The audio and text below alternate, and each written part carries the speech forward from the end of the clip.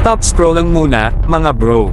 Bago pa man ito lumipad sa tunay na misyon, nagsisimula na ang unang hakbang ng isa sa pinakaimportanteng fighter upgrade sa Asia ngayon. Tahimik pero may bigat ang galaw na ito. Namataan na ang unang F-16C D Block 70 para sa Republic of China Air Force ng Taiwan na nagsasagawa ng taxiing test sa pasilidad ng Lockheed Martin sa Greenville, South Carolina. Ang taxiing tests ay isang kritikal na yugto kung saan sinusuri ang engines, brakes, steering, at overall ground handling ng eroplano bago ito tuluyang mag-first flight.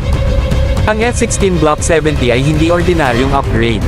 Ito ay isa sa pinaka-advanced na bersyon ng Fighting Falcon na may modern AESA radar, mas malakas na mission computer, improved avionics, at mas mahabang service life.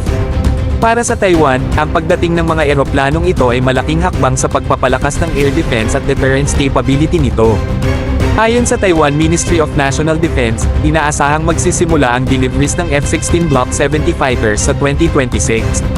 Kapag nagsimula na ang rollout, unti-unti nitong papalitan o dadagdagan ang existing fleet na magbibigay sa Taiwan ng mas mahusay na kakayahan laban sa modern aerial at missile threats. Ang timing ng programang ito ay mahalaga. Habang patuloy ang pagtaas ng tensyon sa rehiyon, ang pagkakaroon ng mas modernong fighters ay nagbibigay sa Taiwan ng mas matibay na depensa at mas credible na response options. Hindi lang ito tungkol sa dogfights. Kasama rito ang air policing, interception, at integrated operations kasama ang ground-based air defense systems.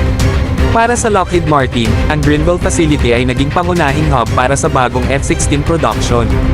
Dito binubuo ang mga Block 70 aircraft para sa iba't ibang bansa.